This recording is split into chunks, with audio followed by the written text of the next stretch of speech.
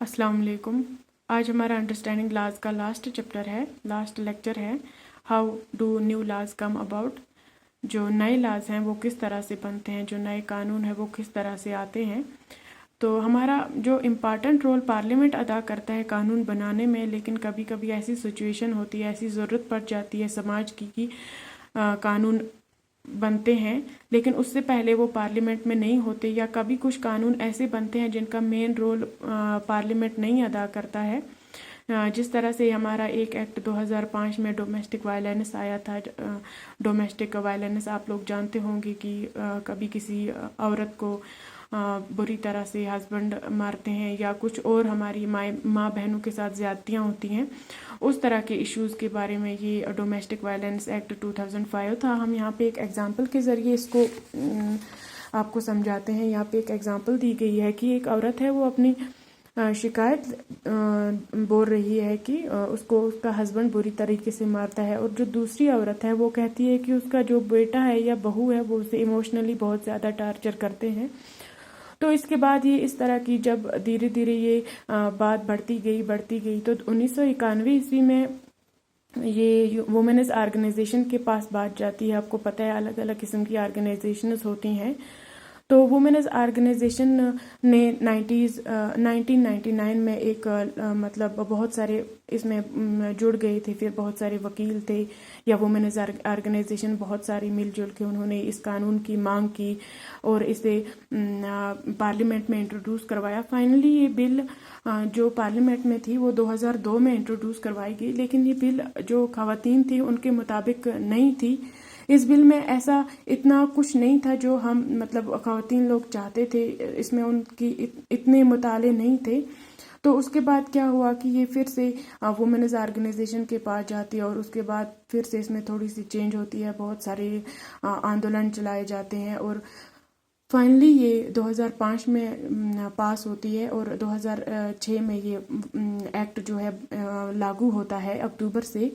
तो इस तरह से आपने देखा कि किस तरह से जो ये वाला लॉ था इसमें पार्लियामेंट का मेन रोल नहीं था। पहले ज़रूरत पड़ी इस चीज़ की, ऑर्गेनाइजेशंस बनी और उसके बाद ही पार्लियामेंट में इंट्रोड्यूस करवाया गया और उसके बाद ये लॉ बना। लेकिन मैक्सिमम ऐसा होता है कि जो लॉज हैं वो पार्लियामेंट ही बनाता है। कभी कभी इस चीज़ों की ज़रूरत पड़ जाती है कि सोसाइटी में, तो फिर आवाज़ उठानी पड़ती है, उसके बाद लॉज बनते हैं अगर वो एक्सेप्टेबल हो। तो इसके अलावा भी बहुत सारी ऐसी चीज़ें, बहुत सारे ऐसे वसाइल हैं जिनके ज़रिए हम अपनी ज़रूरतों का पार्लियामेंट तक जो आवाज़ है वो पहुंचा सकते हैं। जैसे कि टीवी रिपोर्ट्स की ज़रिए या न्यूज़पेपर्स के ज़रिए या लोकल मीटिंग्स की वजह से ज़रिए हम अपनी जो हम चाहते हैं, जो हमारी मांगे होती हैं वो पहुंचा सकते हैं। और जो पार्लियामेंट है उसका भी मतलब एक अहम रोल होना चाहिए ताकि वो हमारे लिए उतना सख्त ना हो, हमारे लिए ट्रांसपेरेंट हो, ताकि वो जो आवाम है उसके साथ कोऑपरेटिव रहे। जिस तरह से आपने डोमेस्टिक वायलेंस वाले एक्ट में देखा कि फाइनली एक्सेप्ट होता है और आज इतने ज़्यादा इश्यूज नहीं होते हैं। आफ्टर 2006 इस बिल की वजह से कितनी ज़्यादा सहूलियत आई है। उसके बाद हमारा नेक्स्ट टॉपिक है अनपॉपुलर एंड कंट्रोवर्सल लॉज। मैंने आपको पहले लेक्चर में बोला था कि कंट्रोवर्सल लॉज मीन्स कि जो कभी सालों ही नहीं होते, या जब भी कोई जो पार्लियामेंट है वो जब लॉ बनाता है तो वो जब लोगों की पूरी ज़रूरियात पे नहीं उतरता है, खरा नहीं उतरता है कोशिशों पे, तो उसके बाद जो लोग हैं वो क्रिटिसाइज़ करने लगते हैं इस लॉ को। तो इस तरह से फिर वो अपनी जो राय है कि क्रिटिसाइज की नाराज़गी का किस तरह से बहुत सारी सोशल मीडिया या टीवी न्यूज़पेपर्स की वजह से वो अपना ये राय देते हैं कि हमें ये लॉ नहीं पसंद है, तो उसके बाद थोड़ी सी चेंज लाई जाती है। या फिर बहुत सालों से मांग थी कि आर्टिकल 370 को हटाया जाए या 335A। आप लोग तो इससे बहुत अच्छी तरह से वाकिफ़ होंगे। तो फाइनली जो मेजॉरिटी चाहती थी वही हुआ, तो हमें तो फिर से ही बालाए ताक रखा गया। चले जी, उसके बाद एक एग्जाम्पल यहाँ पे है म्यूनसिपल लॉज हैं। जिस तरह से कुछ लॉज जो अनपास या जो सालों ही नहीं हो रहे होते हैं, जिस तरह से हमारे यहाँ की कभी कभी हमारे यहाँ कभी कभी ऐसा होता है कि कभी नहीं कि हो रहा है ऐसा कि रोड के साइड पे आपने जो जगह देखी होगी जहाँ पे रेड़े वाले होते हैं, सब्जी होती है, फ्रूट्स होते हैं, जिस तरह के ये रेड़े होते हैं आप लोगों को पता होगा।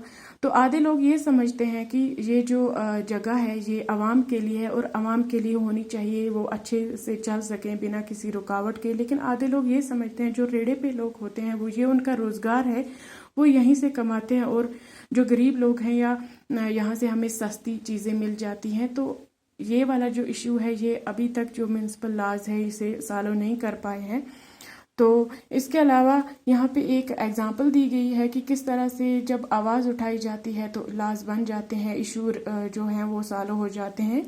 एक लेडी की यहाँ पे स्टोरी बताई गई है, जो रोज़ा पार्क उसका नाम था, अफ्रीकन अमेरिकन वुमन होती है ये एक। तो उसने क्या किया था, वो एक ब्लैक लेडी थी, उसने जो वाइट मैन था उसको सीट देने से इनकार कर दिया था। तो इसकी वजह से भी बहुत सारे आंदोलन हुए और फाइनली एक बिल पास होती है 1 दिसंबर 1955 को कि लॉ आता है कि इनको भी बराबरी का हक दिया जाए। इस तरह से बहुत सारे आपने हिस्ट्री में बहुत सारे ये एग्जाम्पल्स पढ़ी होंगी। तो लास्ट में हमें ये चैप्टर ये कहता है कि हमें ये याद रखने की ज़रूरत है कि वोट डालने ही सिर्फ हमारी जिम्मेदारी नहीं है, हम वोट डाल के ही बैठ नहीं जाते हैं, हमें उसके बाद भी बहुत सारी चीज़ों का ख्याल रखना होता है। जैसे कि अगर हम अपना रिप्रेजेंटेटिव जिसको हम वोट डाल के जितवा लेते हैं उस पर हमें कड़ी नज़र रखनी चाहिए कि वो हमारे काम जिन जिन वजह पे जिस बेस पे वो वोट लेते हैं वो कर रहे हैं कि नहीं। अगर आपको कभी ऐसा लगता है तो आप उसके खिलाफ आवाज़ उठा सकते हैं, जैसे कि मीडिया है, सोशल मीडिया है। तो इस तरह से क्या है कि ताकि जो ये रिप्रेजेंटेटिव्स हमारे होते हैं वो अच्छे से काम कर सके, उन्हें भी पता चले कि हमें पीछे से कोई देखने वाला है। अगर हम ऐसे लेज़ी से रहेंगे तो आगे हमें जवाब देना होगा। तो इस तरह से उम्मीद है कि आपको ये चैप्टर ज़रूर समझ आया होगा, और अपना ढेर सारा ख्याल रखिए, दुआओं में याद रखिए। अल्लाह हाफिज़।